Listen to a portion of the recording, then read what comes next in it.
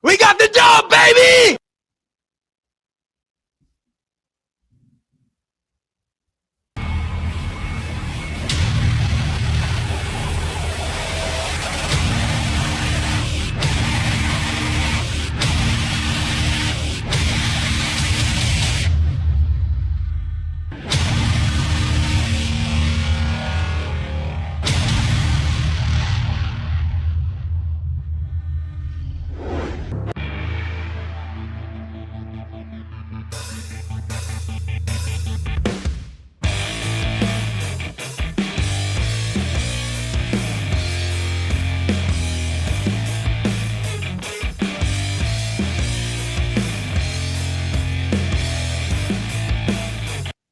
What's going on, guys? Welcome back to another edition of the evolution of Sports Talk Television. It's the Sports Web. I'm your host, Peter Blake, giving you something to think about. Your Rolex reporter. What time is it? It's my time, but for fans of the Sports Web and the Tampa Bay sports fan, it's your time. How do we start off this show? As you know them, you love them, you got to have them. So as I get closer to my mic here, bring your passion, bring your excitement. Just don't bring any nonsense. On tonight's show, we will have Harry the Greek, professional handicapper extraordinaire, doing what else? Talking about your Tampa Bay Buccaneers, getting you ready for Bucs versus the New England Patriots on Sunday afternoon.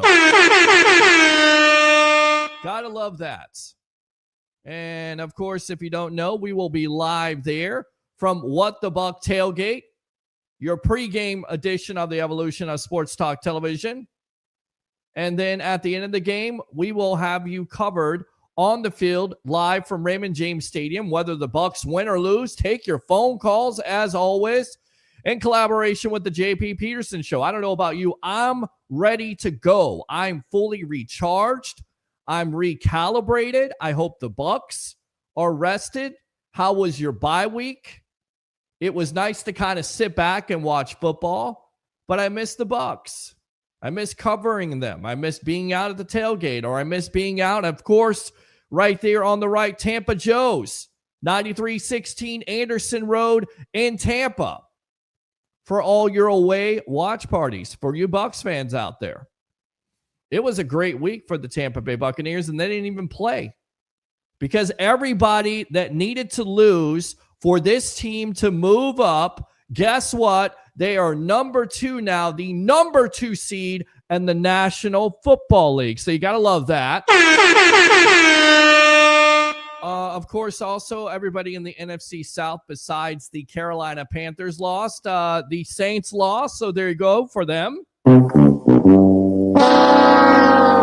Man, how about those Atlanta Falcons losing to none other than the New England Patriots? So, Tom Brady, what do you think about that? That's good enough to suck right there. Yes, exactly. Consequently, the Falcons have sucked lately. So that's good news. And then the Carolina Panthers surprising the Green Bay Packers. And by the way, I got to give the man his flowers because he said on this show, Harry the Greek, professional handicapper extraordinaire, that the Panthers would be the second place team in this division. And guess what, ladies and gentlemen? The Panthers are the second ranked team in the NFC South right now. He was correct about that. We sat back, we watched the Bears game, which was exciting. If you like offensive football with defense being optional, then you like that game. It was exciting. It was definitely exciting, right, Todd? It's exciting! Yes. Defensively, not so much. Not so much, especially. And, Bucs fans will sit here, and it's always nice, like I said, to sit back and kind of get a different perspective. Because sometimes I got my Homer hat on. I'm the Homer, right? So I'm Peter Blake, the Homer that does the sports web. I'm all about the Tampa Bay Buccaneers.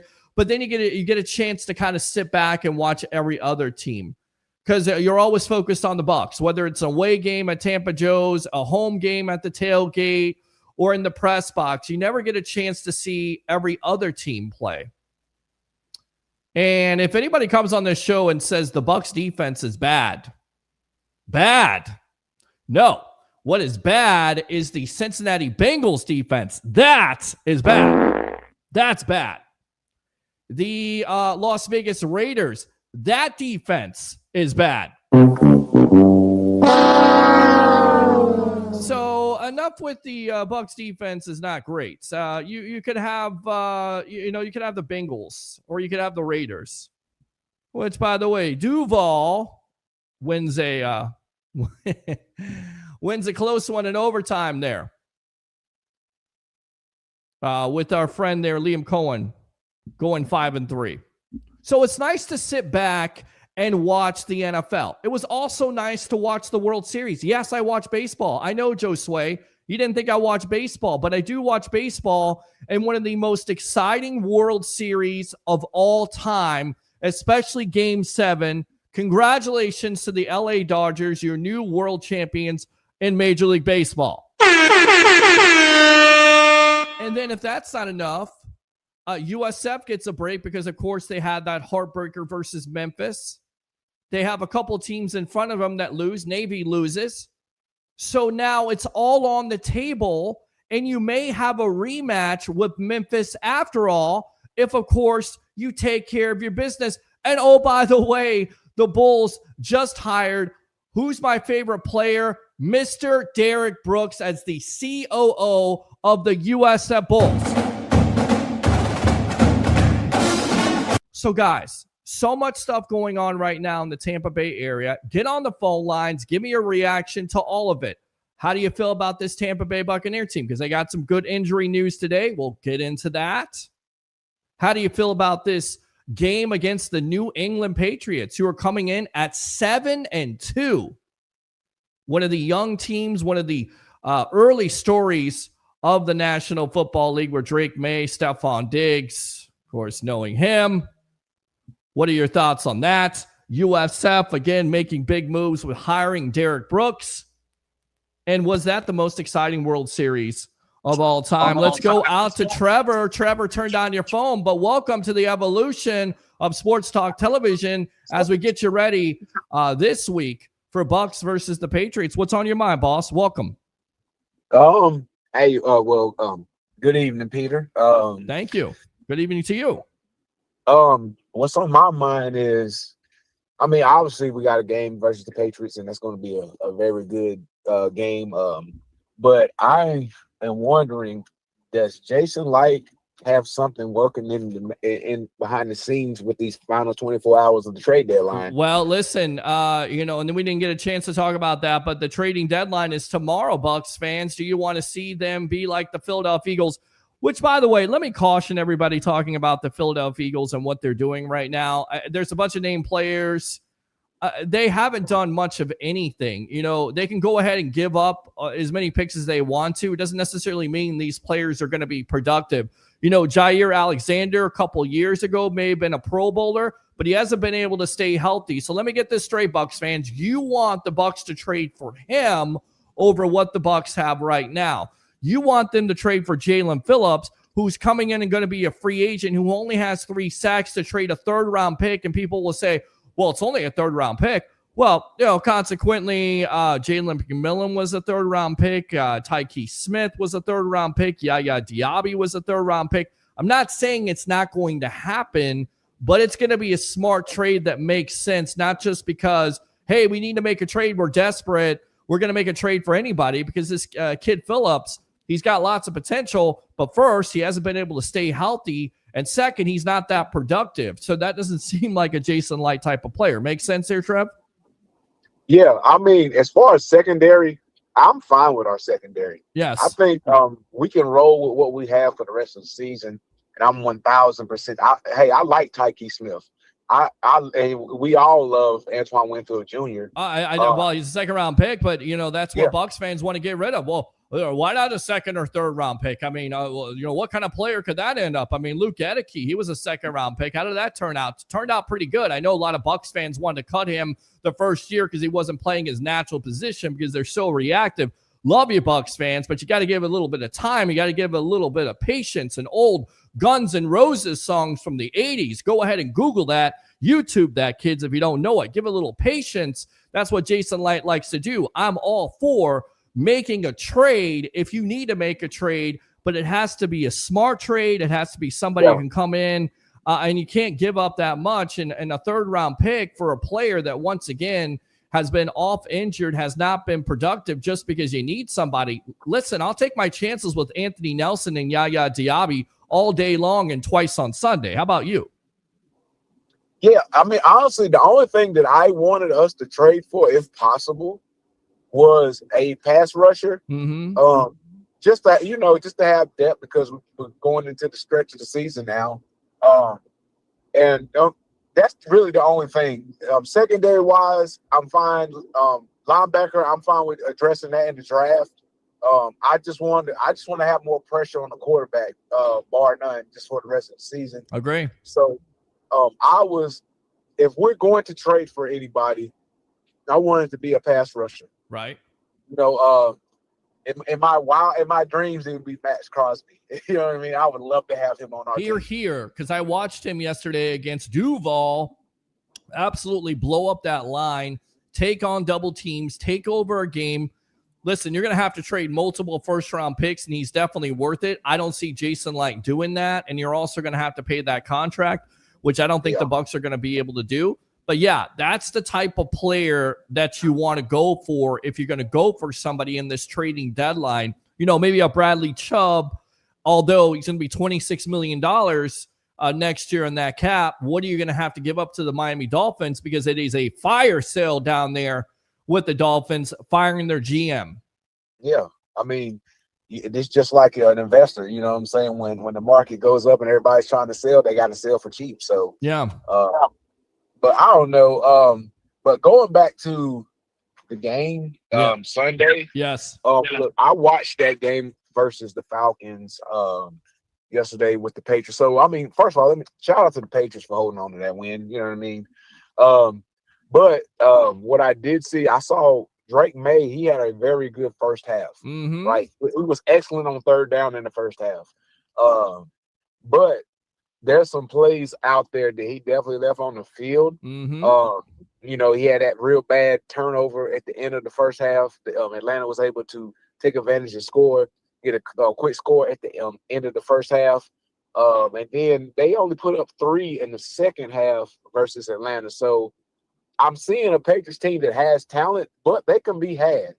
And, what better way to prove to the NFL than to play the Patriots on Sunday, which a lot of people think is the hottest team in the league right now. Correct. And go ahead and make a statement and let them know that, hey, we're here too. You know what I mean? Because not only that, but hey, Carolina is right on our heels. I don't know if y'all been paying attention to Carolina, but they're slowly starting to develop into a pretty good team. Dave Canales down there is doing a pretty good job down there in Carolina. And so we might be on the collision course with Carolina to decide this division. We'll see. We'll definitely see, but that's not a surprise because, again, Harry the Greek, again, I'm going to give you your flowers because he goes, you never give me any flowers here on the show. And, of course, Harry's all about money. He's all about, giving support. So we'll give him some support here. We'll give him some congratulations because he was the one that said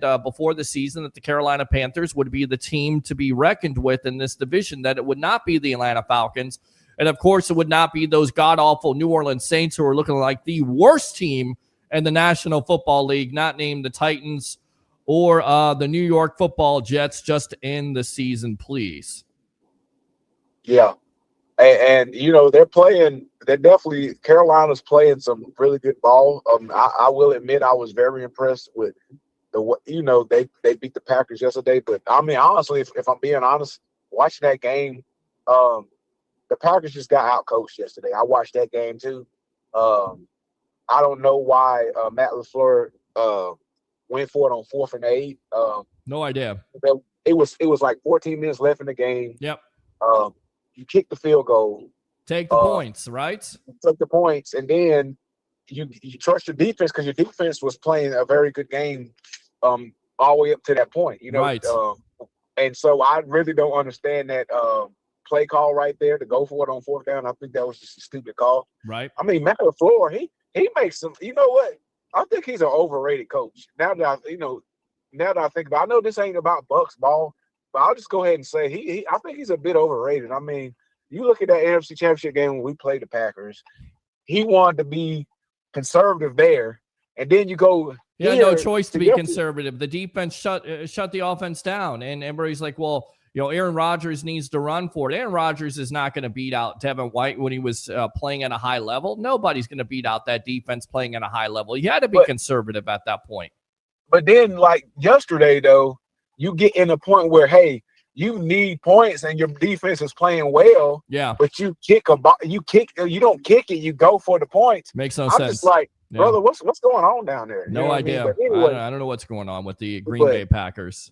Long story short, looking like the Chicago Bears, by the way. Maybe that's why they lost. It was god-awful uniforms. God-awful. Yeah, I know they're throwbacks. They look terrible. Those terrible. were the ugliest. Those are probably the ugliest uniforms I've seen. They look like a bunch of. It looked like somebody put on some plain white jerseys and just threw up all over them. Well, it looked like the Chicago Bear uniforms. I mean, and that's scary to say because that's their biggest rival. But I guess that was their throwback jersey. But it was not good. Maybe that's the reason why they lost in the first place. I do have some questions though, Peter. What's the word on our injuries so far? You're definitely going to get into that. And we'll get Harry the Greek on in just a moment. But that was the big news that just happened a couple hours ago. The Bucs have designated starting right tackle Luke Goedeke to return to the active lineup per Adam Schefter of ESPN. Goedeke at some time in the next 3 weeks can be activated. Goedeke can begin practice in the near future. The move starts the clock on Goedeke being activated at some point in the next 21 days. So it could happen this week. It could happen in a couple weeks. But it certainly seems like the Bucs are ready to get back their right tackle. And thank God, because that definitely helps out that offensive line. Bucky Irving, Chris Godwin Jr. at this point, not sure when they're going to come back. We'll see this week. We'll see who practices and who doesn't. You hope to get back Bucky Irving. You hope to get back Chris Godwin Jr. More likely, in my opinion, to get back Bucky Irving, but I have no insight on that. And then, of course, Jalen McMillan, we heard about him. We'll talk about that in just a little bit. Some kind of scary news, if you will, but everything I've heard from people on the know say that he could be on his way back, just not right away. But broken bones in your neck, that's not just a football injury. Right. That's a life injury, what Todd Bowles said on the Ira Kaufman podcast. Yes. Right. Me personally, I love Jalen McMillan. I'd rather him just shut it down for the year. Yeah. That's just me personally. It's beyond this is beyond football. I want the young man to be healthy. Right. You know what I mean? Right. I think a full year to recover will probably give him a better shot at having a better career here.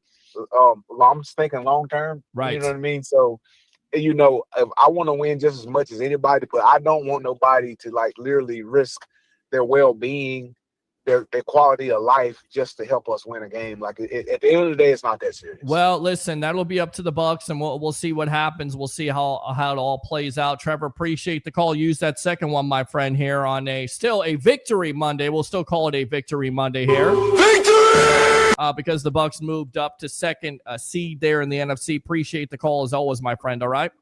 Yes, sir. All right, good stuff there. Let's go out to this man right here as I gave him his flowers coming in. It's good to have him back. He's healthy. He's ready to go. We got a chance to watch his Chicago Bears take care of business in exciting fashion. And let's have a heart attack fashion. Let's go out to him. Harry, the Greek professional handicapper extraordinaire. Welcome to the evolution of Sports Talk Television on a Monday, bye week Monday, because there was no Bucs games this week. But as I was saying, I gave you your flowers because you were right on a lot of things, especially picks for the week here. Especially it wasn't bad. Bears, especially the Jacksonville Jaguars with the upset, Denver with the upset there, Georgia Dodgers over Florida, and Dodgers. We put this question out there, and let's throw this out there. We'll start with that. But don't forget Illinois. I mean, there was a lot of good games we had picked that for that weekend. But I'll tell you what, did any of them even go nice and easy? No, they didn't. And I was hanging out with you. It was like we had to wait to the last second for the not Arizona, but for the Denver game. Yep. We had to squeeze a game out for the Raiders versus Jacksonville. For the Raiders that missed a 2-point conversion to win. Yes. The heart attack that I've never seen that many points scored in the final minute and a half of a game in my entire life with the Bears. That was hilarious. 2 seventh-round running backs, by the way, running for over 200 yards. Amazing offense. But by the way, just shy of 300. Just shy of 300. Yeah, but just who's counting? How awful the Cincinnati Bengals defense is. Absolutely awful. That's good enough to suck right there. Here's one for you. The Bears traded Khalil Herbert to the Cincinnati Bengals last year for a 7th-round pick, who they got, Monungai. That's how they got Monungai. Yeah, Monungai was the story of the day, and I took a chance on him in my fantasy football league with the media icon there, Mr. TJ Reeves of the Buccaneer Radio Network, who went with Caleb Williams, who went all Bears, and it worked out. In aces, if you will. I think I won that fantasy league yesterday with the most points. We'll see. We'll check on that. And another fantasy league had Caleb Williams, who had like nearly 40 points. With that being said, talking about the World Series, let's start with that. And was this the most exciting World Series you've ever seen, especially Game 7? What transpired on Saturday night? Welcome to the Evolution.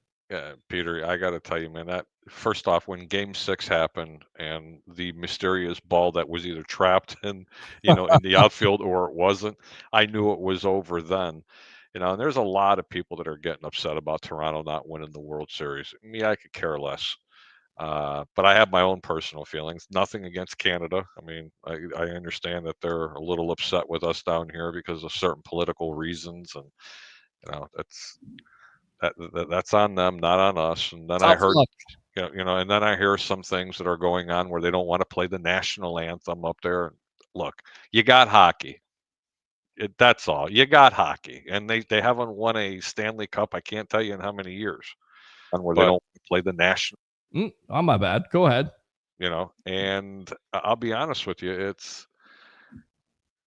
my heart didn't get broken. I felt a little bit bad for Toronto for what they had to endure, but I mean, even during that game, Peter, I mean, we were watching it, together, and I left. What was it, like the 5th inning?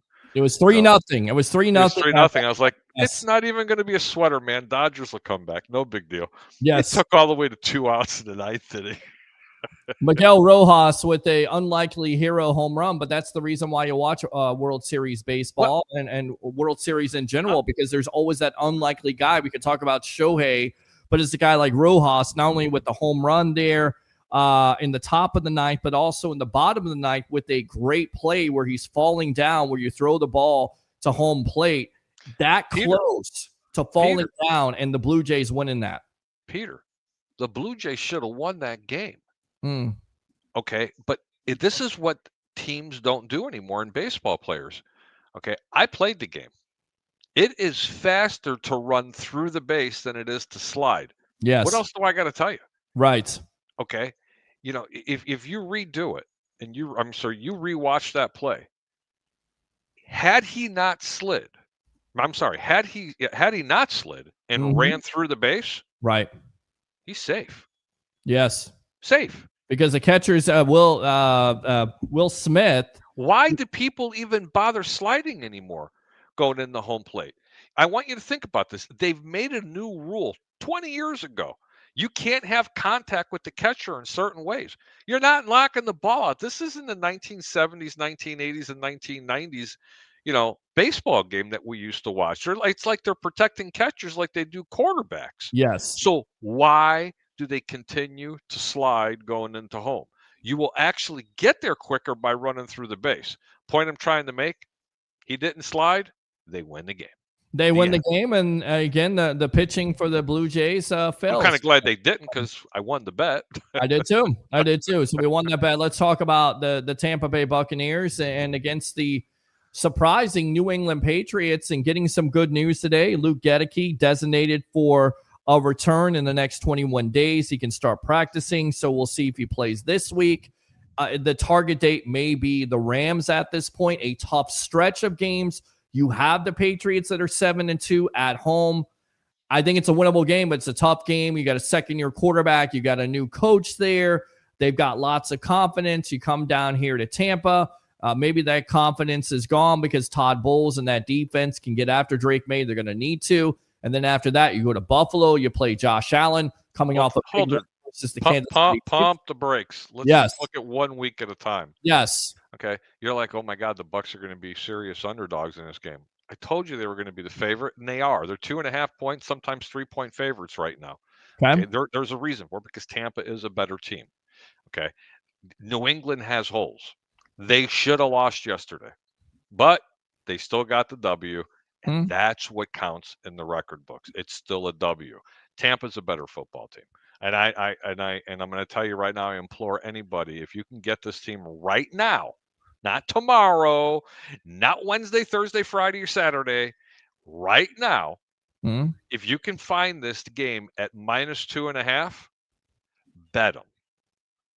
Okay, I don't ever give picks out this early in the week because I don't have injury reports or anything. Bet this team, because I'm telling you now, by game time, it'll be 3.5, 4, and in some cases 4.5. And that's just too many points, I guess, especially against a well-disciplined team like the Patriots.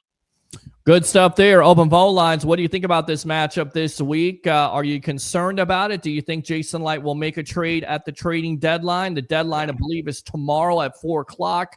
So we'll see. The Eagles already have been busy. A lot of Bucs fans being critical. But as I caution them, just because you go after Jair Alexander, he's a shell of himself. He hasn't been the same player, hasn't been able to stay healthy. And then furthermore, you get Jalen Phillips, another injury case. He's got potential, but he's a free agent. Only has 3 sacks this year. You're trading a third-round pick. Philadelphia seems desperate at this point. Bucs, playing chess instead of checkers. I'm not faulting what the Eagles do. This is what they do. They're trying to go for it. They have they're panicking, Peter. Well, it seems like teams that are in the playoff hunt or former Super Bowl winners or contenders that are making moves right now, they're panicking because they know they have holes in this team, specifically defensively and especially in the corners. Yeah. Listen, Tampa, as I told you 4 weeks ago, even with all the injuries, this team I didn't feel was going to make any significant moves, if any moves, by the trade deadline, because eventually these players are going to get healthy. Okay, with the exceptions of Mike Evans, you might find them go out there and find a journeyman type of wide receiver, but I don't even think they're going to do that, Pete. I just don't. I think Tampa is going to stand pat, just stand put right now. Sorry.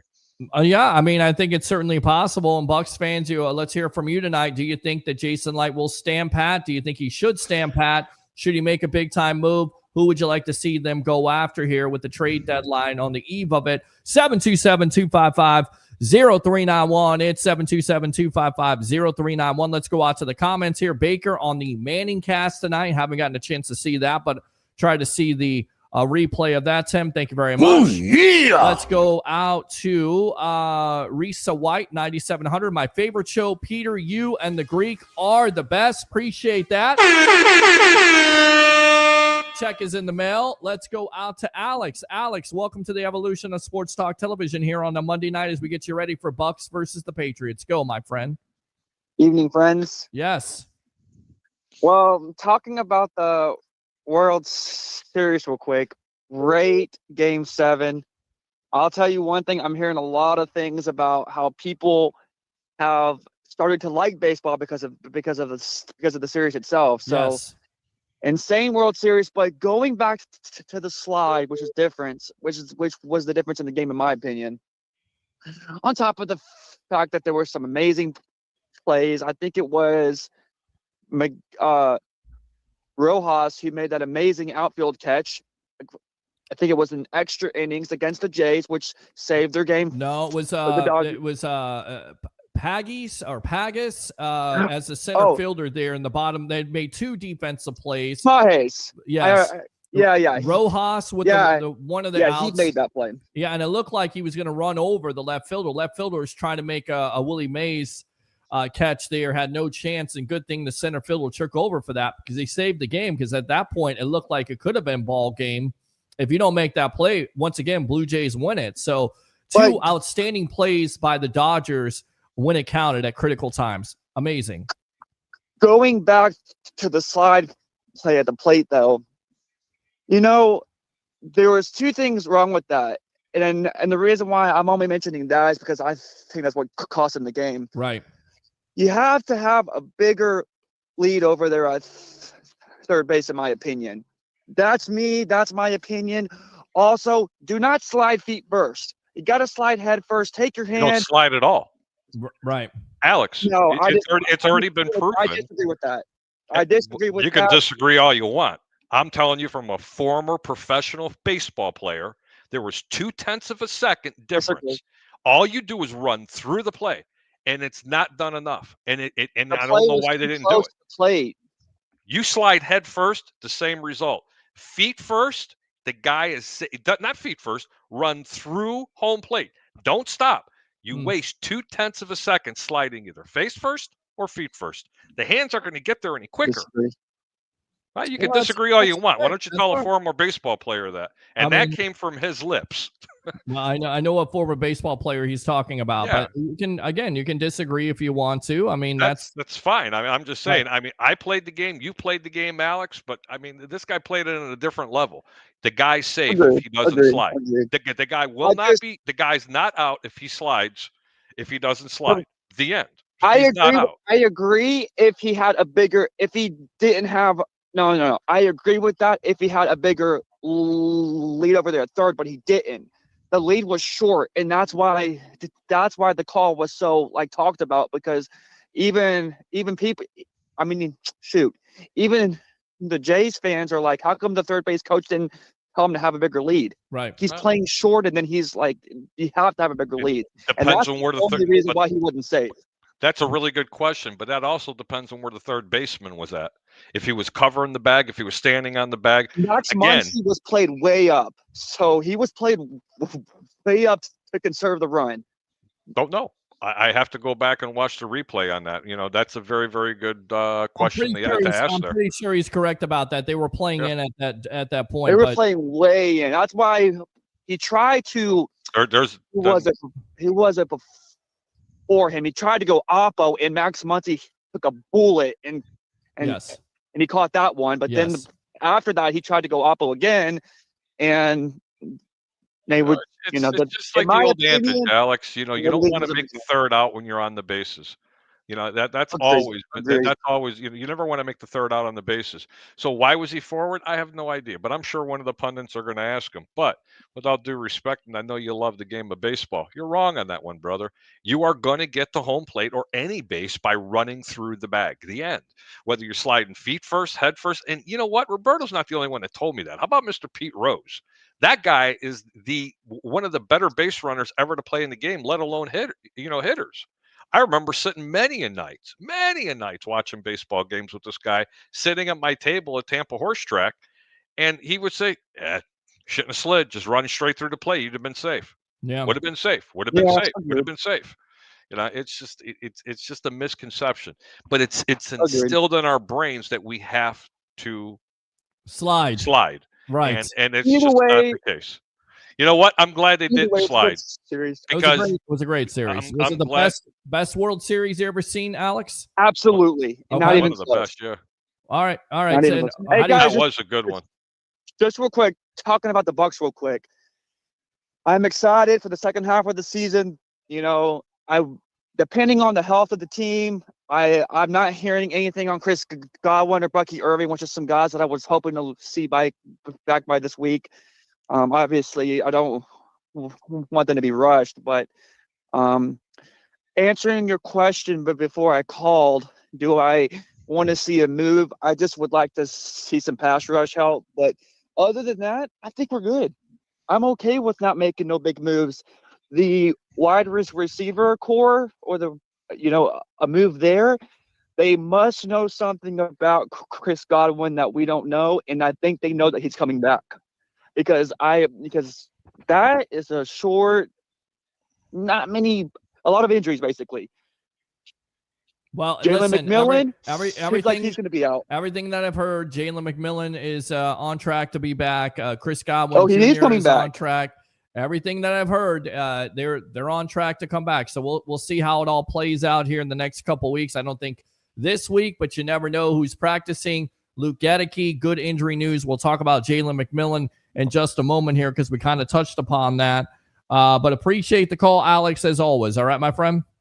Yep. Harry, hey, I appreciate the baseball talk, buddy. All right, no problem, buddy. Have a great night. All right. Tell you what, we'll get out to the comments in a moment. We missed a call from somebody, so let's go out to this guy right here, and then we'll get back to the comments. Again, like and subscribe to the Sports Web on YouTube, and friend me on Facebook at Peter H. Blake as Facebook stars are open, YouTube Super Chats. Let's go out to Corey. Corey, welcome to the Evolution. You're on with yours truly, along with Harry the Greek, professional handicapper extraordinaire. Go.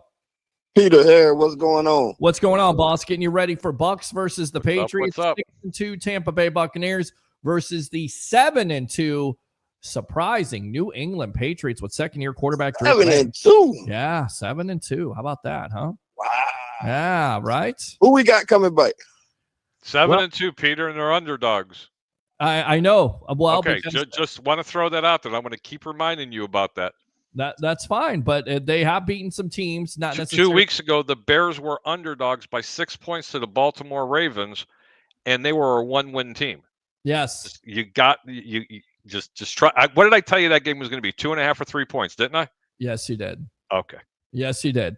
Yes, you're absolutely correct about that. They are a surprising team. Have they beaten the likes of what the Bucs have beaten in the National Football League? I would say they haven't. They did beat the Buffalo Bills. They did play their schedule, but have they really beaten anybody that's impressive?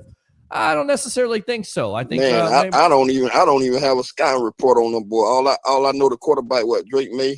Drake May, Stephon Diggs, boy right there. Cardi B there in the My boy Drake with the WAP. Jeez. with the WAP. Not go there. Straight up the suck right there. Let's not go there. With the WAP. Who's in the press box there with crap. Make your own joke about that. And by the way, I guess Stephon Diggs has like 4 kids or 4 different baby mamas, but it has been, he's got room for a 5th. Well, he's need to have a good year because he's on track to be Tyreek Hill at this point. He's gonna maybe not as bad as Tyreek Hill, but plenty of baby mamas and plenty of kids that he has to support. So he's definitely been impressive. What do you give me a 2 for? What's that? I'm giving you a Tyreek Hill. Oh, that's right. Antoine Winfield Jr. giving him the 2 after Super Bowl 55. The deuces. Yes, I love that. Deuces. Double deuce. Yes, it's exactly what Hill did against the Bucs in the Super Bowl. Exactly, nothing. Yes, go ahead. So I'm trying to see who we got coming back, man. Anybody? Do we got any reinforcement? Well, it looks, Luke Goedeke could come back in here about 21 days. We'll see. They've opened the window for that, so we'll see if he practices this week or in the next couple weeks. But why would you open up the window unless you think he's healthy? Again, he's got 21 days here.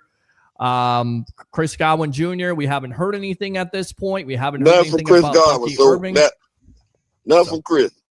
We haven't heard anything yet. But again, Bucs fans are expecting the Bucs to just come out and be transparent and say, this guy's not playing this guy. No, they're going to play the way they do with the injuries, how they played this. They're going to play it close to the vest. Why would you give any advantage to any of these opposing teams at this point?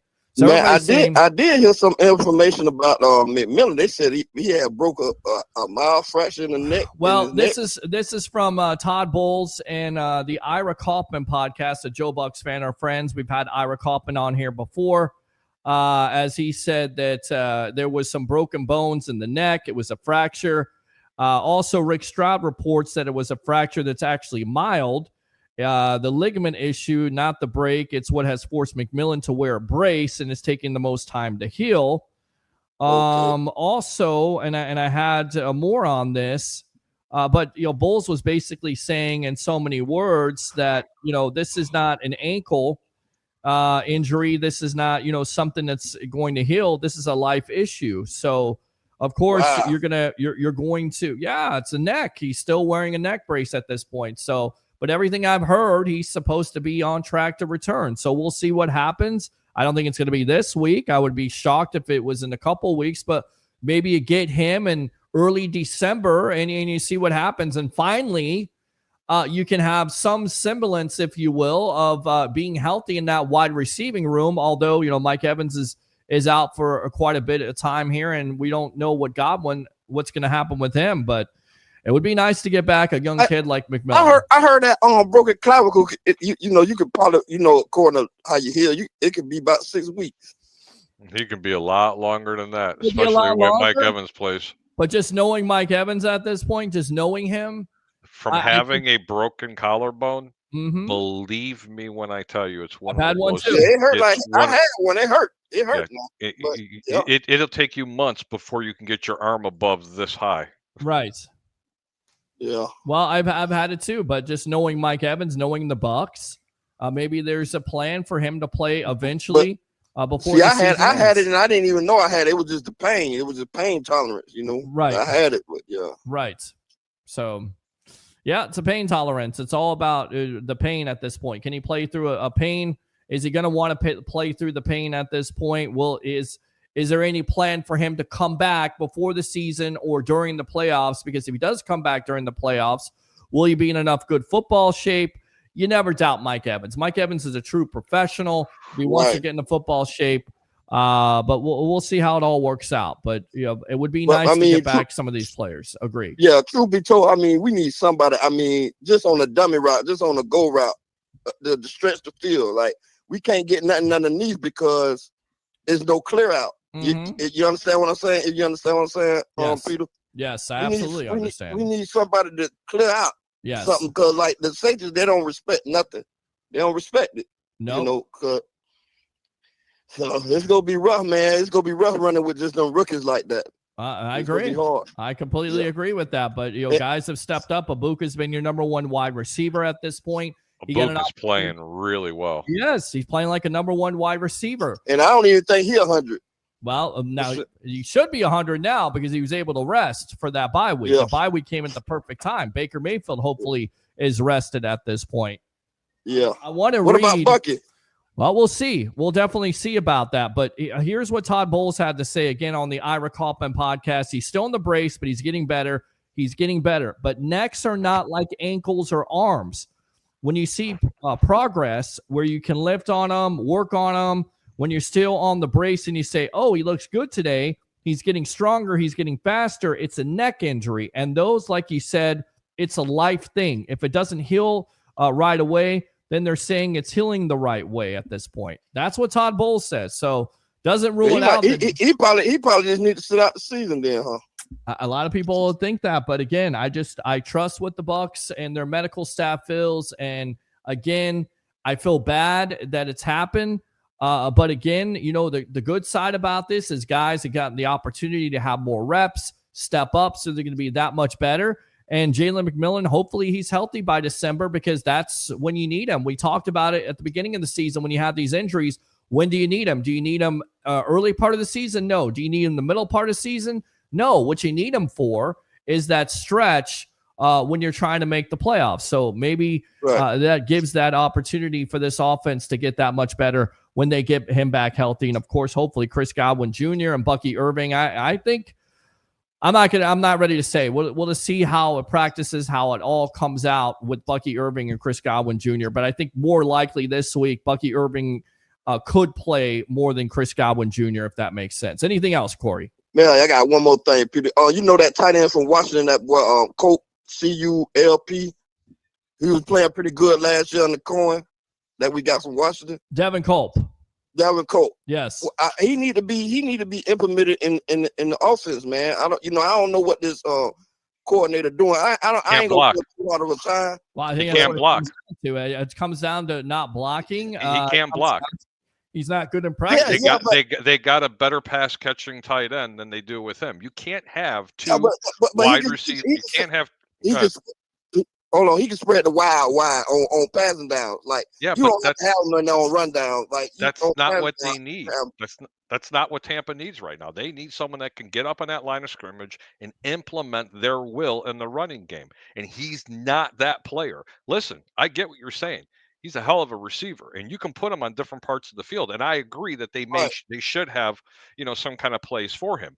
But right now, as decimated as this offensive line has been this year, that guy shouldn't even see the field. Sorry. Well, it makes sense because you're going to help out. You're going to have to help out this offensive line, which is then hurt by injuries, snake bitten by injuries when you're moving all around. But decimated, Pete. Yes. Both players can be true at the same time. Y'all right. He got the block. Yeah, tight. He pulled the block. You're right. I mean, what you saw from last year when he's able to be a pass catcher, but because all he is right now is an oversized wide receiver. Right. That's why I say certain packages the wide you can put him in the slot because he gonna be on a smaller corner. You know what I mean? It's safety. It's a good question. It's a good question, but I think you answered the question because the offensive line is so decimated with injuries right now because he can't block. If they were fully healthy, you'd see this guy in the lineup. I think you would. But I think the reason why you see Payne Durham in there is because he can block to a certain degree. Corey, thanks a lot for the call. Use the second. Corey, take care, man. Good call. All right, man. Y'all be safe. Absolutely, man. We will. Open phone line, 727-255-0391. It's 727-255-0391. We'll continue to read comments. I love that comment right there, shouting us out, shouting Greek out. Good stuff there, Risa. They're on YouTube. As we're on Twitter tonight, of course, Instagram Live. Thanks a lot for tuning in. LinkedIn Live. So always good to see you guys here on a Monday evening, fellas, says Christopher Cole. Let's go out to Joe Sway. Joe Sway, welcome to the evolution of Sports Talk Television. My first question of the night, did you watch that World Series? Was that Game 7 one of the most exciting baseball games you ever saw? And was that World Series one of the most exciting World Series that you ever saw? Welcome to the evolution. Hey, Peter. Hey, Harry. How are we doing tonight? Doing great, buddy. How you doing?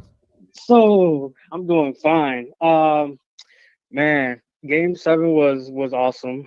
So I want to go back to that play at home. Yes, So Muncie was playing close to the back. he was. So you don't want to have a huge primary lead into the secondary in case there's a hard hit line drive at Muncie, and then you're dead meat at that point. Okay, but the point was, if he runs through the base, as some former Major League Baseball players said, he most likely is safe instead of Not sliding. most likely. He is safe. If he just runs through the bag, he's safe. Mm-hmm. The end. No, I understand. No, that listen, I'm in agreement with that, right? Okay. What I mean, so because they were criticizing the lead that I forget who the runner was. Do y'all know who the runner was at that point in time? I do not. It's escaping my memory. I think it was is too. Clement. I think you're right about that. No, it was Isaiah Kiner-Falefa. He was. Well, he was came at in third base for at the time. right. He came in for Bichette, which they took him out for. So you're correct about that. Yes. So again, like I said, in that situation, you don't want to be too far off because of a line drive back. So if you're gonna criticize anything about that play, that would be more of a criticism than the actual like running and not sliding, because I feel as though that if he runs through, maybe I'm not gonna say he's totally safe. I'm gonna say that how can you be not? Hold on, time out. What do you mean totally safe? So you mean totally, so I'm not saying totally. That he's already past home plate by the time the throw comes. You understand that it takes 0.2 of a second difference, correct? And there was less than 1/10. It's not even close. I'm not kidding you. Just wait. Listen, if he runs through the bag, it's over. Right. It's over. The game is over. We're talking about the Toronto Blue Jays, World Series champions. And the point that I was trying to make, I'm not trying to get into debates with everybody, sliding and not sliding. It is a lost art. Base stealing and base running is a lost art. But for some reason, it's ingrained in our heads that we must slide into second, third, and especially home. 25 years ago, they changed the rules. You can't run into the catcher correctly. So what the hell are we sliding for? It's a proven fact. Some people say, well, when you slide feet first, you get there quicker. Nope. Some people say when you slide head first. Harry. Yeah. Harry, when did I say that he should have slid? Okay. We never said you said you never said no, you no, said never said that. But what I'm saying trying is to figure out the point of the call at this point. What's the point of the call at this juncture? Yeah, I'm just kind of curious because we were talking about. I was trying to agree with you, Harry, that yes, had he ran through, right, you have a point. I got that. You said it would kind of be safe. I can't understand kinda. It's just No, I already had this phone call with Alex on the phone a little while ago, and it's almost a moot point. But yeah, go ahead and keep going with what you're going because I'm understanding. My point was because he was the other caller was trying to say that he should have got a bigger lead, a primary lead off of third, and I'm saying that you shouldn't at that juncture because now if the third baseman was playing way off the bag or behind third base, then yes, you expand your lead, but you don't want to expand your lead far enough in case of a hard hit line drive at third, and then you're doubled off at that juncture, and then the inning's over. Right. That's okay. What else, Joe Sway? What else? So the Lightning won 5 straight. So right. Good job on them. It seems like everything's coming together. So right now at this point, I know it's still early. Now, so here's my question: when do we stop saying that it's early and start actually like? Because with I'm getting in fights with like Magic fans online wanting Coach Jamal Mosley to be fired because of a 1-4 start. And because that the defense is not performing as well as it did last year, because the Magic were one of the best defensive efficiency teams in the NBA. And so, like, I'm getting in, comment fights on the fan pages about, hey, it's early. They only got 75 or so games remaining. Calm down and let the season play out a little bit.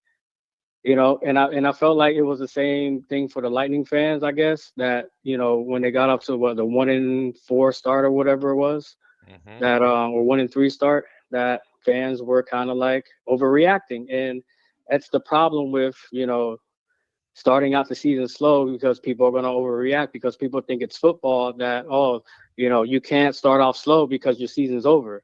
Well, guess what? In hockey and in basketball and in baseball, you have time to overcome slow starts. Yeah, you definitely have time. Josue, really, really appreciate the call, buddy. Appreciate it. We'll talk soon. Use your second call in a little while. But he's absolutely correct, Peter. You do have time in baseball, hockey, and the NBA. Yep. Definitely have time. But this isn't football. I get it. In football, you can't start out slow unless you're the Baltimore Ravens. Well, you can't start out slow at all in any sport, because eventually, and I get it, the Magic starting out slow. I know we're talking basketball. We do talk basketball on this show, but with the slow start, with the trade, with the 4 first round. You better talk about basketball as much as you can, because it may not be here in 2 years. Well, listen, a lot of expectations are being thrown out there for the Magic, but I would just say calm down at this point. Let's see what they do. They play the Hawks tomorrow night. The Lightning have been able to settle down. So fans, sometimes they're fanatical. It's okay. That's what happens. Open phone lines if you want to talk anything we've talked about tonight when it comes to your Tampa Bay Buccaneers World Series best ever. Should Jason food recipes? Come on, bring it all, guys. 727-255-0391. It's 727-255-0391. So we'll get out for dinner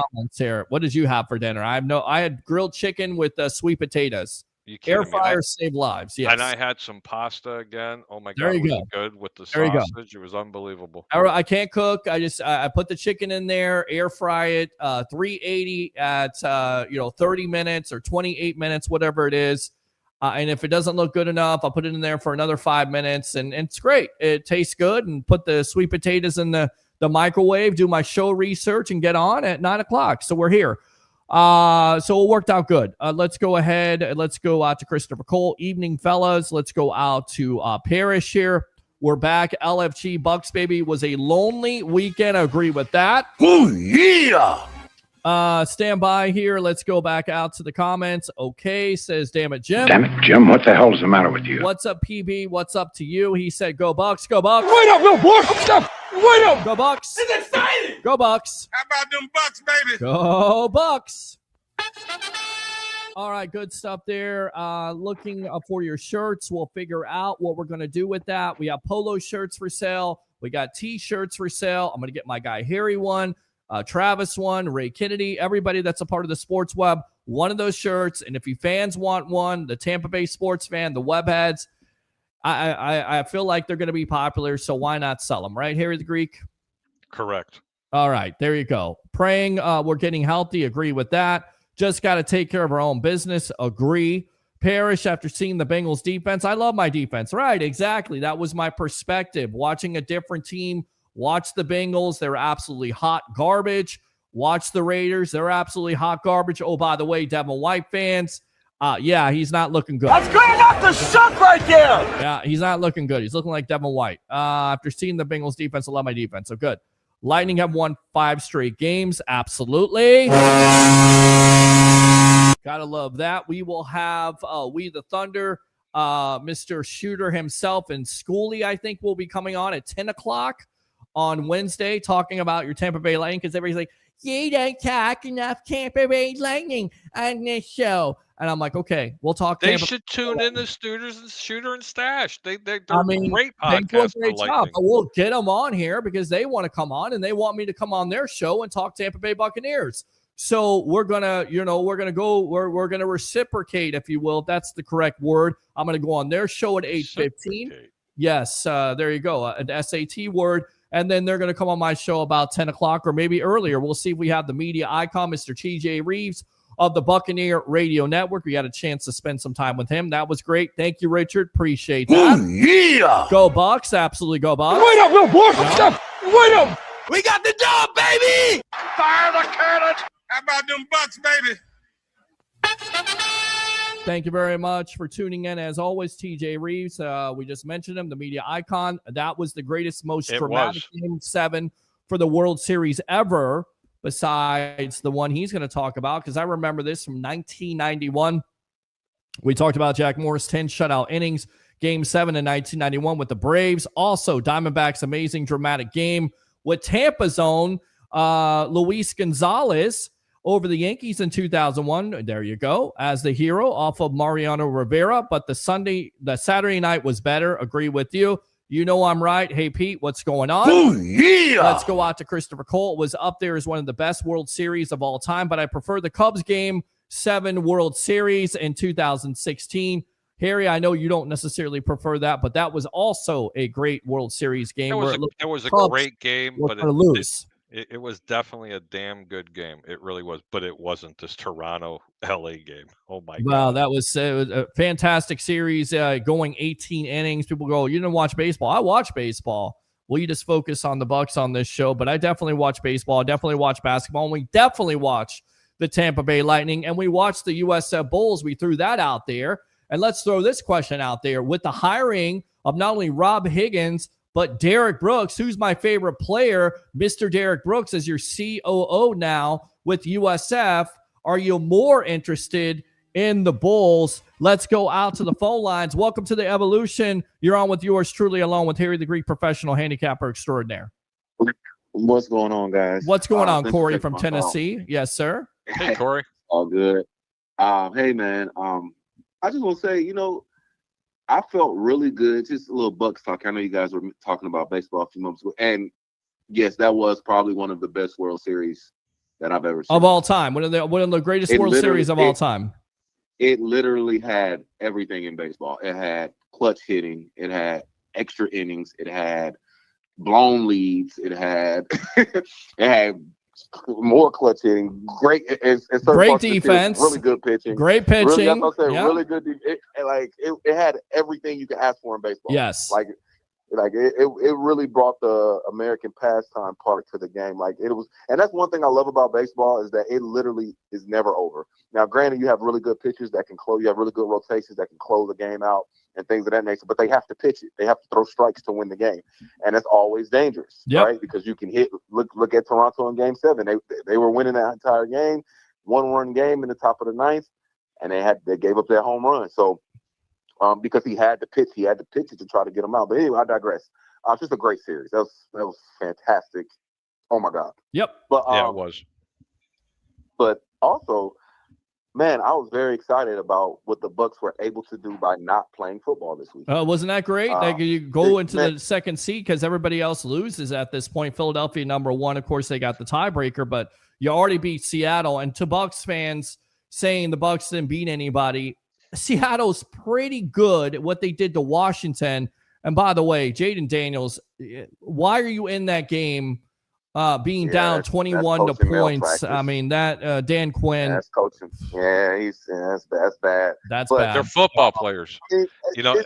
I'm going to defend the coaching staff for the Washington Commanders.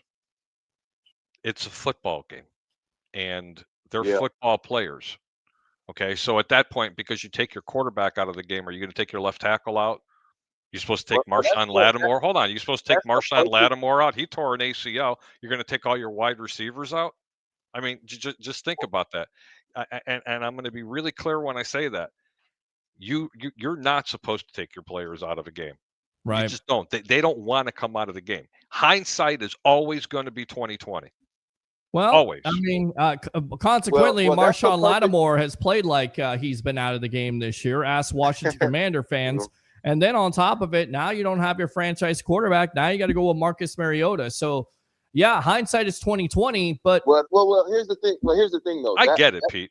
I get it. That's the perfect black and white answer. They're football players. But here's the great part of that particular situation. That particular team, that particular quarterback, since coming back from injury, hasn't really been healthy all year. You kind of got to get him out of that game. Yeah, I think so too. I agree with that. I'm going to rebuttal that. Okay, there was a game on yesterday that Pete was watching with me. There's less than 2 minutes to go in the game, guys. Less than 2 minutes to go in the game, Yeah. And how many points were scored, Pete? What was it? Okay, Chicago had a 14-point lead, and they were losing with 40-some seconds to go. Right. Okay, that game was not out of reach. It wasn't 49-0. It wasn't 47-10. Okay, Yeah, this was it was a 2-3 possession game. Look, man, listen, I wish Jaden It Daniels. was 3 possessions with 7 minutes left. It was well, and the way that particular Seattle, the way with Seattle that dominated particular all night team- long. I know they're it not- wasn't even close. Yeah, they're not coming back in that game. They're not going that to. particular team, that particular quarterback who's been hurt all year, Yeah, pretty much. and it was a gruesome injury. I situation, mean, it's just he it's It's comes out. ugly. it's It's ugly. ugly injury, and you But, feel I mean, bad it's for the football, young man. man. Yeah. You could sub him out that game and he can get hurt in the first quarter next week. It's football. It is So, football, and you know what? Absolutely. And also, it shows you not for Bill long. Belichick never sat Tom Brady. Well, but Washington is the story of the NFL, and then the very next year they can't stay healthy. Their quarterback gets hurt, and now you're looking at 3-6. Part of the reason for that, Peter, the guy's 150 pounds soaking wet. Okay. Yeah, agree. I mean, Yeah. okay, it really wasn't an egregious hit. He didn't take anything hit like when Alex Smith got hit, or even when Joe Theismann took that low shot from Lawrence Taylor. This was a Lawrence routine Taylor, yeah. wrap up, Like- turn him like I over, said, and his man, arm just dislocated. It's a You shame. could sub him out. You could sub him out. He can get hurt next week. I mean, I don't want Dan. People are talking about Dan Quinn. I'm like, look, it's football. I mean, you lace them up, you get on that field, you're a warrior. You don't control injuries. And like you said, that wasn't even an egregious. That was just him being 150 pounds. Like it wasn't him trying to brace his fall. He's slight his arms. But I said all this. So before I go, back on the Bucs.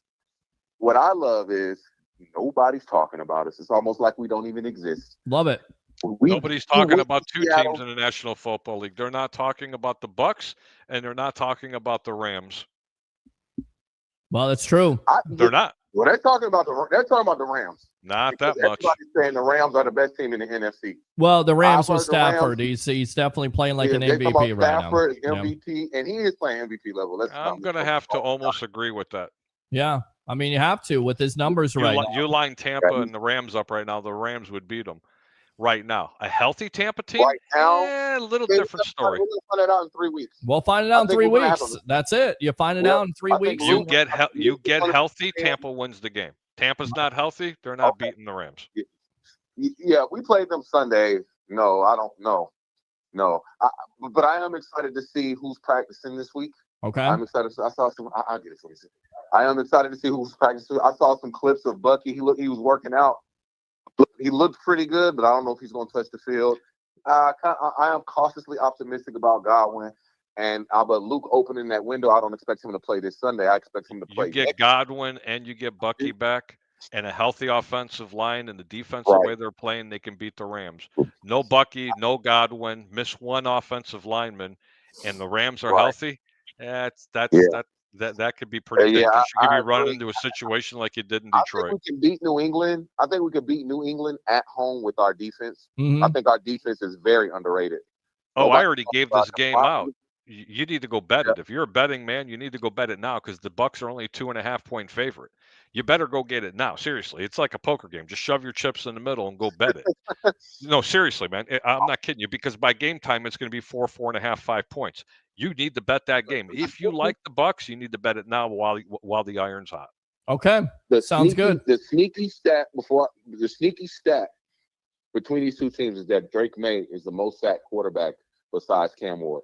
That's a very sneaky stat going into that game. And he has never played against a top bowl defense. Well, it's true. And is that because he's holding the ball? Is that because wide receivers aren't getting open? Nope, is that he's because holding the ball too much? Well, there you go. He does. Yeah, he's trying to make he's young, so he's trying to make the big play, and he's depending on his athleticism a little bit too much. Like if you will go back and watch that Atlanta game, he'll go 1, maybe 2 reasons. He'll try to run, try to step up too far, and Atlanta is extremely athletic up front. Their front is I mean, look at Jalen Walker. That kid was playing everywhere Sunday. He was playing like a man possessed. And they kind of struggle with their athleticism. But New England, I think we're a great mixture of athleticism and veteranship and veterans on our front. So it's going to be a very interesting matchup. But I think that's the chess match right there, being able to continue to expose their front as far as how many sacks they've given up this year. So I'm really looking forward to this game. But the big test, like you guys say, if we can go up to Buffalo, we go up to Buffalo, and then we go to it's going to be 2 really tough games. In these next 3 games, if we can win 2 of them, I really like our chances to really vie for the 1 seed in the NFC. I agree. Well, I think it's all within reach. Your name is Corey, correct? Yep, he always has Yes, calls from Tennessee. You see, Peter, this is the kind of calls I like to take. This guy's bringing knowledge. He's bringing statistics. He always does. The guy understands what's going on. This isn't hypotheticals. The man's bringing knowledge. Corey, what a great call, man. I appreciate it. Corey Richardson will shout you out there on Twitter because I've been following you for Twitter for years. I love your takes, man. Use that second call, all right? I appreciate it. Thanks, guys. All right, man. Take care, Corey. All right, good stuff there, man. Absolutely. Open phone line, 727-255-0391. It's 727-255-0391. Well, we got another call here. Let's go out to Trevor using your second take one call. more call. Yep, let's go out to Trevor, and then we'll get Harry the Greek out of here. Trevor, what's on your mind? Welcome back to the Evolution. Yes, sir. So, Hey, Trevor. Harry. Hey, buddy, how are you? I'm doing great, man. I'm doing great. I just want your opinion, man. What you got? Sunday. How, in your opinion, how do we slow down Drake May? That's a great question because I'm going to tell you what. You don't have to go to a full screen, Pete. I like it like this. Okay. Well, I was going to go to a full screen because I want to hear what you have to say. Go for it. I'll tell you what it is. First off, I really like Drake May. Drake May is a hell of a quarterback. But, I did notice something, as Corey alluded to a little while ago, that he does take a lot of sacks. And that's because he's trying to look downfield and make a bigger play. But you know what I really noticed about him? He's a very disciplined quarterback. And this has happened with Vrabel coming in as his head coach. Defensively, they're flying around and they're gang tackling really well and they're wrapping up really well. They can pose a problem for Tampa's offense. But this is where Tampa is going to make the difference. 2 things. Number 1, they're at home. And number 2, they're not going to be able to stop Tampa's run game. That, in turn, is going to set up the play-action pass. And that is why I really like Tampa in this game. And I hope that answers your question, Trevor. All right. What else, Trevor? Also, defensively, what do you see out of New England that you think that may pose a problem for our offense? Well, they disguise their blitzes really well, and when they play in their zones, you don't really know where they're coming from. That team is very well disciplined on defense. When I was watching tape on it, they're really good on defense. They don't have the star power, I would say, that the Buccaneers have, but they're playing collectively great. They're playing collectively great football as a team. Do I think they're going to pose much of a problem? If Tampa doesn't run the football, then yes, I think New England can have a lot of success in this game. But I'm telling you now, they're not going to. It's almost a gift from the gods, from the gambling gods. If you like Tampa, you need to bet them early. Yeah, and I would say this, your old friend, Mr. Carlton Davis, that will be a matchup there. He's playing for the Patriots. How about Emeka Egbuka versus Carlton Davis or that wide receiving core at this point? That'll be an Tampa's going to be able to run the football, Pete. That's where I think they're going to have a lot of success. They're going to really try to manhandle it because you know what? Everybody that comes in to play Tampa lately from this year, if you've noticed, they're coming back and they're pinning their ears back and they're trying to get after Baker Mayfield. Look, Tampa's it's not a hidden story. Tampa's wide receivers core is absolutely decimated, but they've shown that they can run the football, and if you can run it, then it's going to open it up a lot of play action pass for Baker Mayfield. And they got Landry up front, and they also got Chason, Clavon Chason. So nothing, not any big superstars. And getting Goedeke back, that's going to be a huge difference in this game. If he plays in this game, we'll see because they opened up the window at this point. Trevor, what else? I was watching the Patriots play Atlanta yesterday. I will say one thing that I did see that I felt like the Patriots did really well. They did a pretty good job on Bijan Robinson yesterday. Because that was the focal point. Right.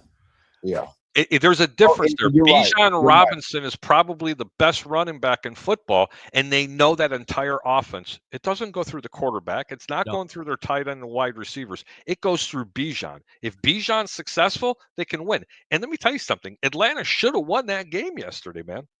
They should have won that game, but they didn't. And again, shoulda, coulda, woulda. I mean, there was a lot of games. I'd rather be lucky than good any day of the week, right, Pete? Absolutely, and the Patriots will be without one of their wide receivers in Keyshawn Booty, who's definitely developed here the last couple of years, especially this year. So the Bucs getting a break. Trevor, appreciate the call as always, my friend. All right, Trevor, great call, man. Thanks.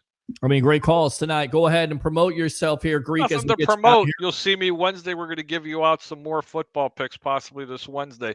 Don't forget to go see Pete all the time. Support him over at Tampa Joe's. Pete, we love you, brother. Deuces, or as Tyreek Hill does to you. There you go.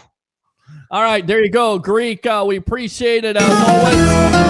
Thanks a lot for your insight, your picks. You definitely killed it last Sunday, and it was cool hanging out with you, eating spaghetti with Jamie there. So we had a good time on Sunday, and it was nice to have a bye week and back to work, my friend. All right? Yes, sir. You take care. Have a good one. Yep. Enjoy the rest of the show. Yes, sir. Take it easy yourself. Let's go out to the one shot here as phone lines are open again. 727-255-0391. It's 727-255-0391. We'll read the rest of these comments. We'll talk more. But going out to this, I don't think we read this comment from the media icon. We'll get back to this in a moment. But I wanted to finish reading this. We talked Jack Morris 10 shutout innings game in 1991 with the Braves. Also, Diamondbacks. Good stuff there. Thank you very much for the comment. Let's see. I saw the Patriots middle linebacker got hurt as well. That will help. Definitely will help. Christopher Cole. I would rather have a middle linebacker or a right guard. We'll see what Jason Light will do, if anything, at this point. Question being posed tonight. Do you think Jason Light stands pat? Should he stand pat? Bucs fans, do you want to make a trade? Do you want him to make a trade tomorrow at the deadline being 4 o'clock? Again, 727-255-0391. It's 727-255-0391. Great to see Harry. Absolutely. Oh, yeah. Scott says, hey, TJ, Carl, we will beat the Patriots at home 7-2. I agree with you on that. Christopher Cole, which is worse, the Bengals defense or the Cowboys defense, which once again has not shown up tonight against the Jacoby Brissett-led Arizona Cardinals without Kyler Murray, and yet still the Cardinals absolutely destroying the Dallas Cowboys. What's going on the suck right there? Yes, Broadway says, hey, Peter, what's going on? Yeah. Hey, Harry, Lawrence, Sooms there. Go Bucs fans. Bucs team 15-2 record. I like it. Wait up, little boy. Wait up. I like it. Yeah! I like it. We got the job, baby. I like it. Fire the cannon. I like it. All right, let's go out to Broadway. Hey, Ray. Ray's not here, but thank you very much for saying hi to Ray. Blue Jays got absolutely no respect from the American media. Shame on you, ESPN. Hey, Jim. Heck yeah, Melissa. Thank you very much for tuning in. Yeah. How you doing? Thank you very much for watching. When are we getting some news on Bucky? It's been crickets. It has. Hopefully here in the next couple days, if he's going to play or not. And as I said, the Bucs are not going to just come out and give you, something on Bucky Irving. Let's go Bucs. Let's go Bucs. Wait up, little boy. Wait up. Let's go Bucs. It's exciting. It is exciting time. We got the job, baby. Yes, it is. Let's go out to David here. Do you think we're going to get another trade deadline come and go and do nothing and try to make us better? I don't think they're going to do anything unless it makes sense, not only financially, but also what do you have to give up? Jalen Phillips for a third-round pick. That, to me, is a bad trade. It is. Jair Alexander giving up, late-round picks for a guy that used to be a Pro Bowler. You're just going for potential. He's been a shell of himself. What's the problem with Alexander? He hasn't been able to stay healthy. But good luck to the Philadelphia Eagles because they're trying to make moves. I get that. That's not what the Bucs do. Now, as it out of the realm of possibility, they may make a move. Maybe it's not for a big name. Maybe it's for a late round draft pick.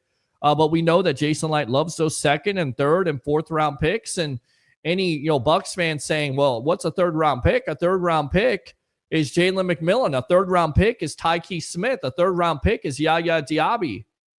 Do I have to continue? A fourth-round pick is Bucky Irving. Is that enough?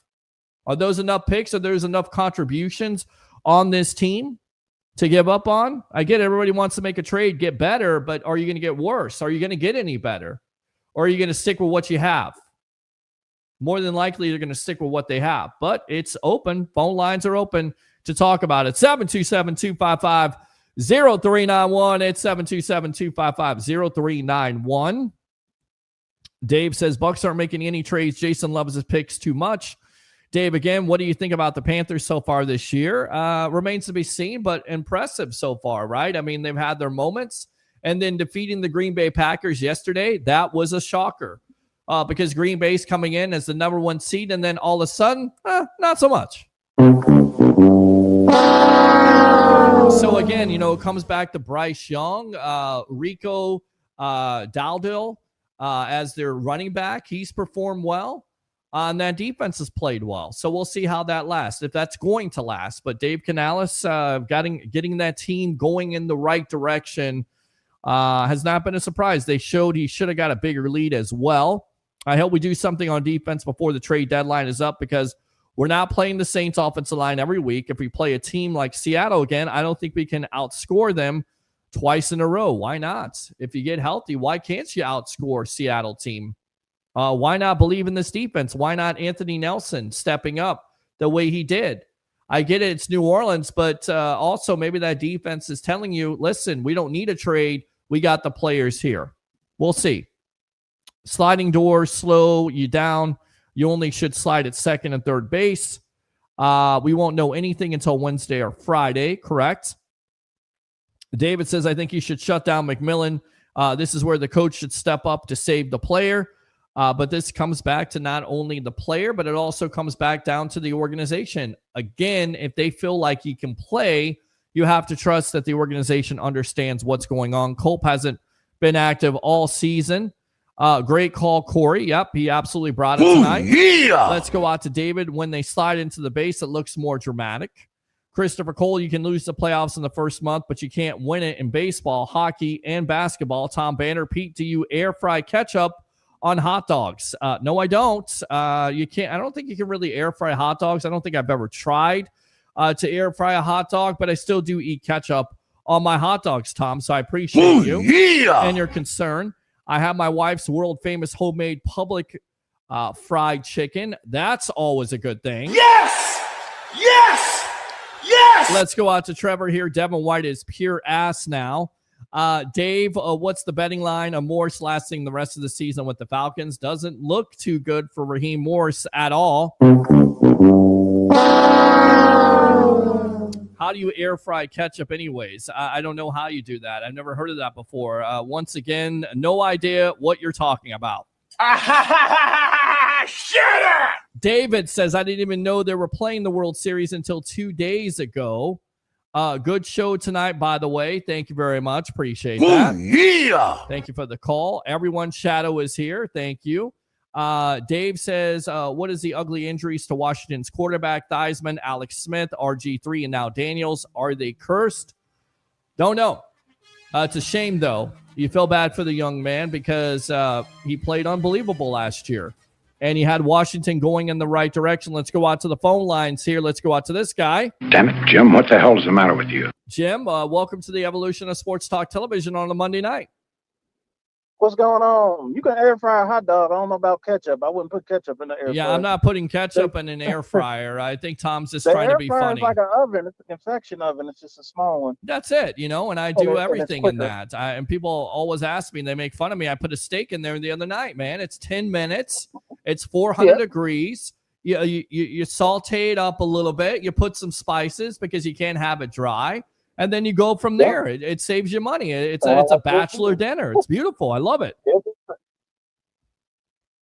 All right, go ahead, Jim. I can't hear you. How many roommates you got? I got a couple of roommates, but I don't expect them to cook for me. I cook for myself. I don't have anybody cooking for me. Get together and have a potluck, man. Yeah, potluck this. They make me anything. I mean, we got one roommate who may share some pizza and stuff like that, but Yeah, no, we cook for ourselves here. We're all men. All We right. cook for ourselves. So I got nobody cooking for me. I could burn a grilled cheese. So thank God for air fryers. As I say in this house, air fryers save lives. Yes, sir. Hey, man, I've been looking for your shirt, Peter Blake. It's hard to.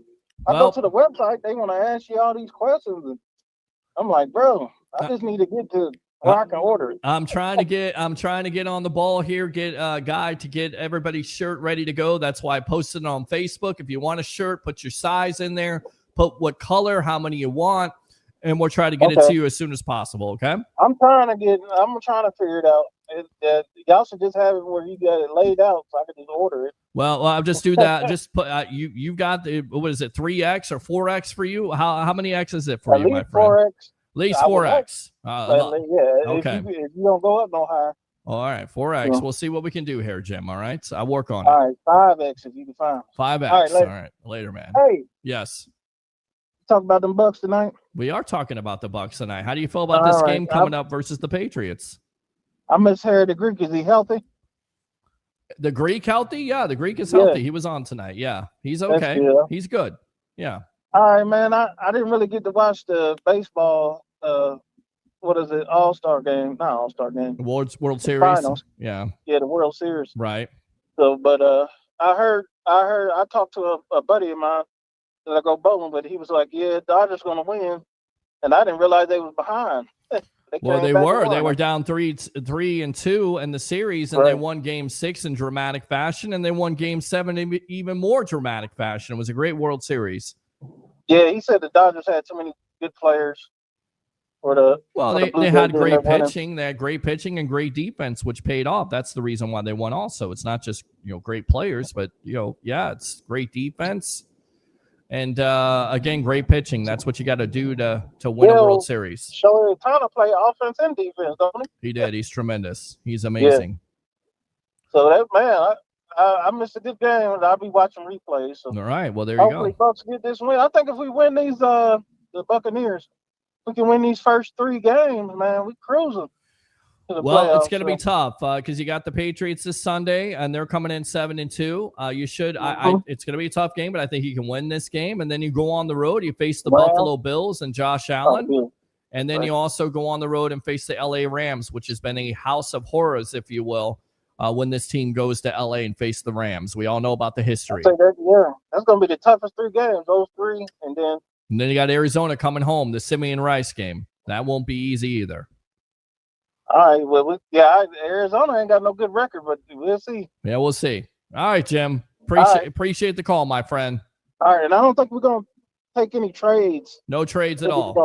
Keep it how it is. Do you want to see them make any trades at the trading deadline tomorrow? If Jason Light has a opening to make a trade, I'd tell him to do it, but I don't know who he would get and how much is he willing to spare for him.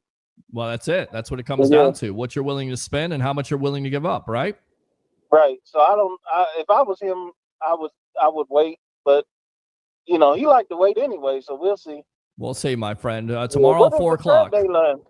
Tomorrow at 4 o'clock. Oh yeah, so he ain't did nothing yet. He probably ain't gonna do nothing, but we'll see though. We'll see. You never know. All right, Jim. Appreciate you as always. Damn it, Jim. What the hell's the matter with you? Good stuff there, my friend. Open phone line 727-255-0391. It's 727-255-0391. What? Okay, yeah, absolutely, Dave. I don't understand it either. Cursed franchise. Trevor says F the Rams. Agree with that. Oh, yeah. Who do you hate more, the Rams or the Saints? Let's go out to Broadway. You're on Broadway. Welcome to the evolution of Sports Talk Television on a Monday night bye week as we get you ready for Bucs versus the New England Patriots on Sunday. What's on your mind tonight, Scott Broadway? I am excited, strapped in, ready to go, ready to see my Bucs take on the Patriots, and I'm ready to win the game. You're ready to win the game, fully confident. You think the Bucs make a trade tomorrow? That's what I called in for. I don't think we need to. Okay. I know we have issues, but I don't want to trade anybody. You don't want to trade anybody? You don't want to trade any picks for anybody? You don't think they have any holes at this point, huh? We have holes, but I don't think the value of the trade of what we would, I don't think the value of the person that they're looking at would be comparable to, I don't think we can afford it. Okay. All right. Fair enough. What else, Broadway?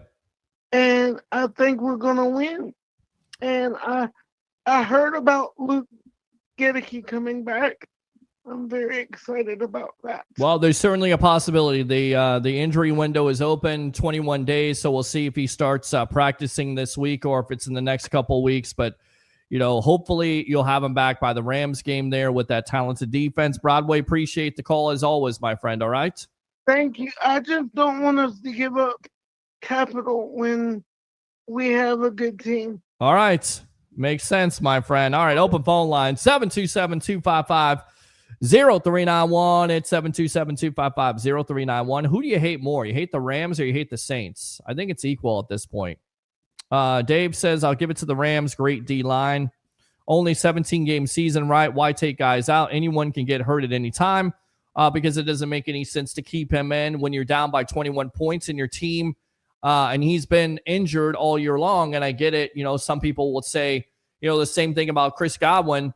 But I don't know. I just think, again, with Jaden Daniels, he's your franchise quarterback. He's been hurt. You have no chance to win the game. Why is he in the game in the first place?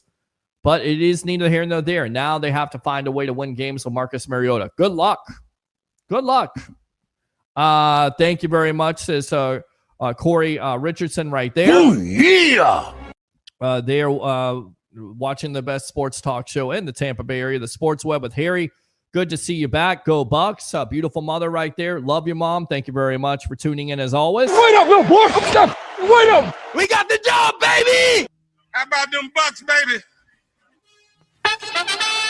Let's go out to Abraham. Abraham, welcome to the evolution of Sports Talk Television on a Monday night as we get you ready for Bucs versus the Patriots on Sunday. Yeah, go, my friend. Yeah, I think the Bucs should have a chance since they're well rested. I mean, to beat the Patriots.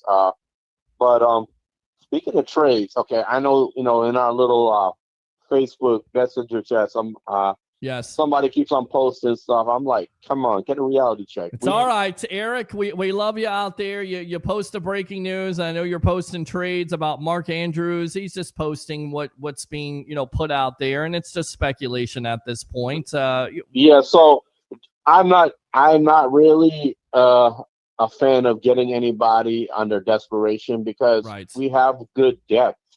We have homegrown talent. And we have reserves we can tap into from the practice squad. Mm-hmm. And even inside linebacker, okay, let me say, okay, you got a guy from Iowa who's really talented.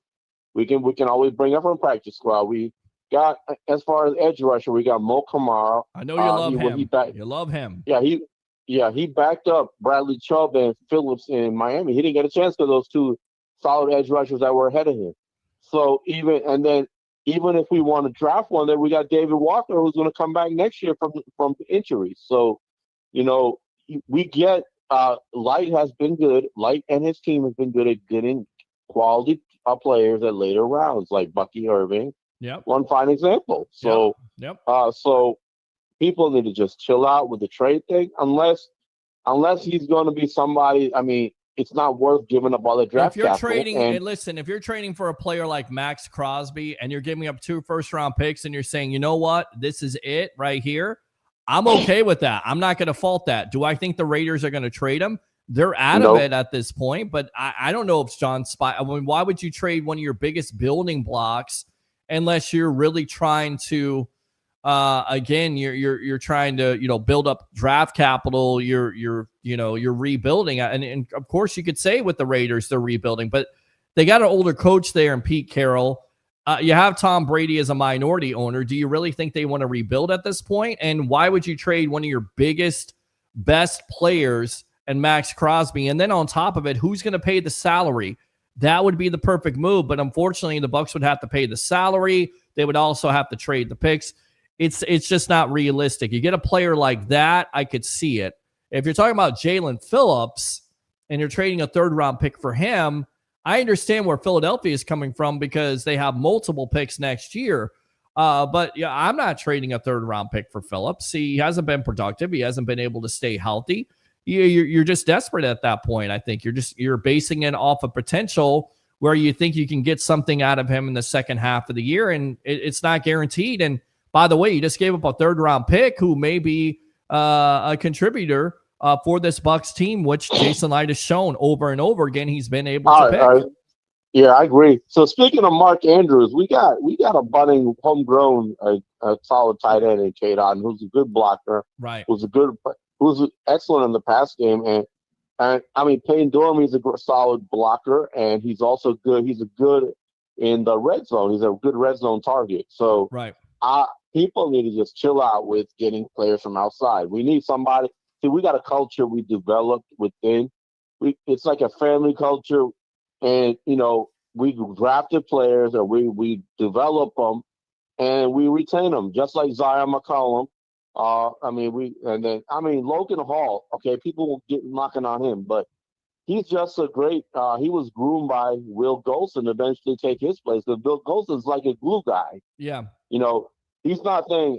So he's going to give you solid run defense and solid pass rush, but he's not going to be off the charts, but he's going to be a solid glue guy. So this is how you build a team from growing, drafting, and developing your own players. Then if your budget or salary cap permits it, you bring in players that can help you take you over the top, like they with JPP and Ndamukong Suh back in the day. And then Brady was an exceptional case too. So we got our quarterback.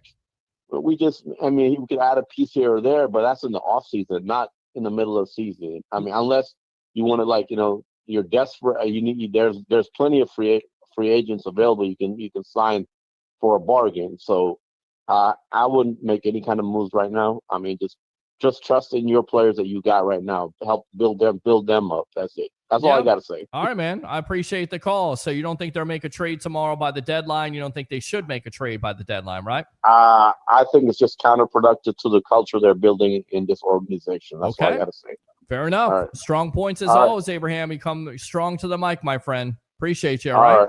No problem. Anytime. All right, man. Good stuff there. All right. Open phone line 727-255-0391. It's 727-255-0391. Let's go out to Trevor here. Cowboys defense is trash. Oh, yeah.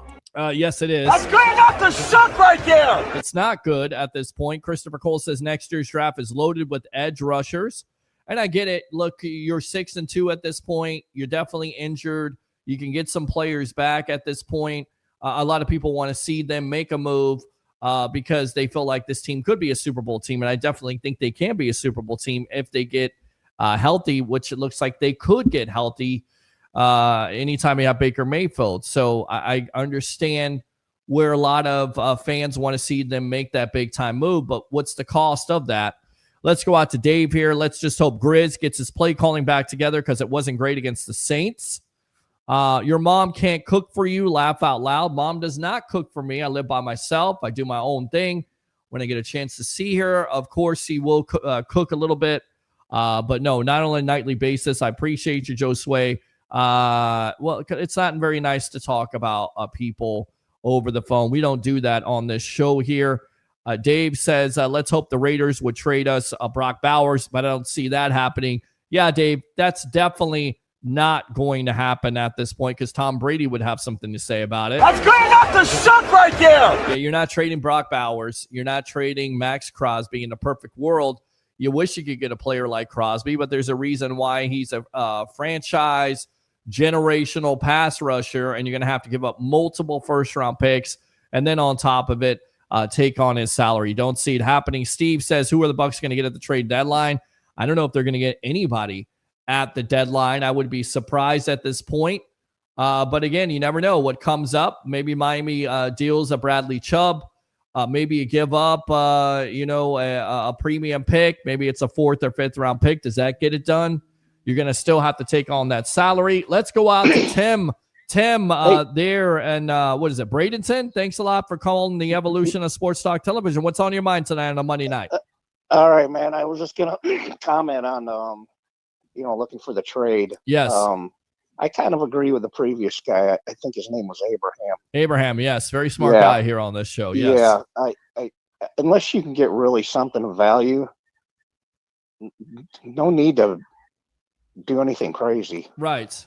I mean, the last trade that Jason Light made at the deadline was Steve McClendon during the Super Bowl year, and that was because Vita Vea was out. So that made lots of sense. That helped them out.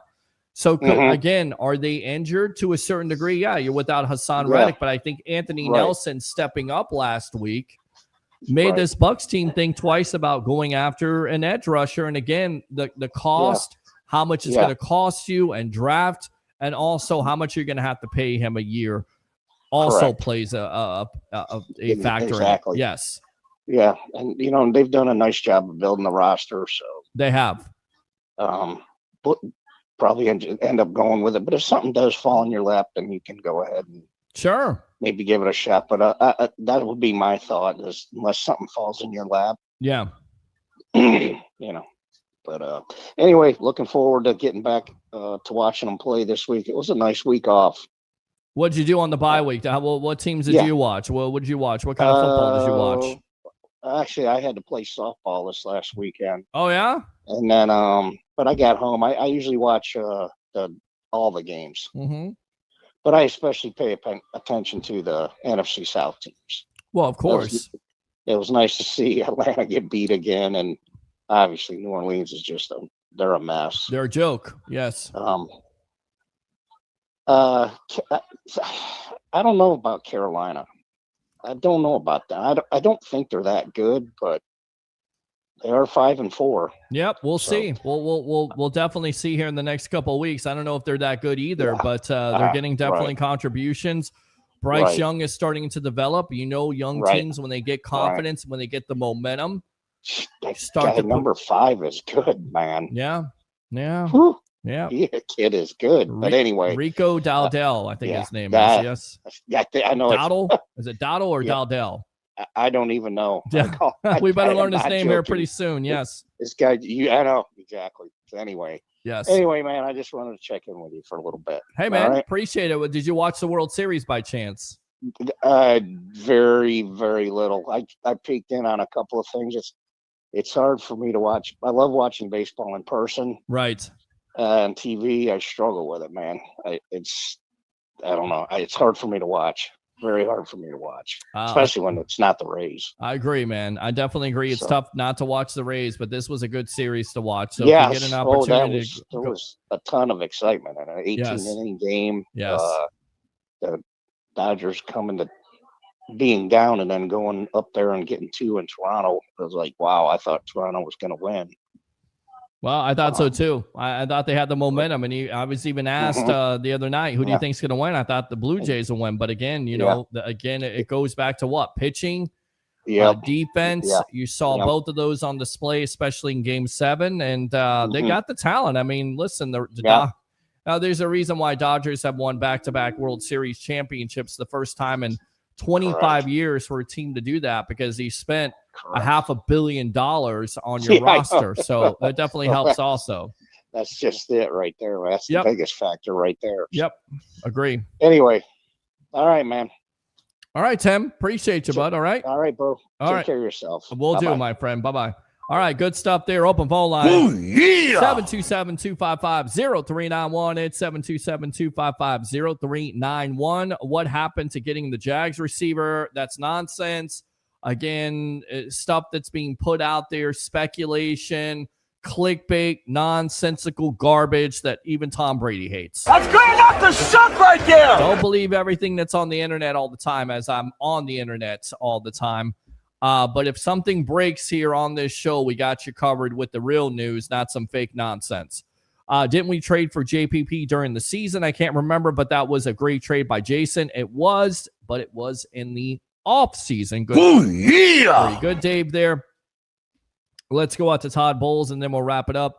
Again, on the Ira Kaufman podcast there on Joe Bucs Fan, he had this to say about Bucky Irving. Bucky was our best make you miss guy, so to speak.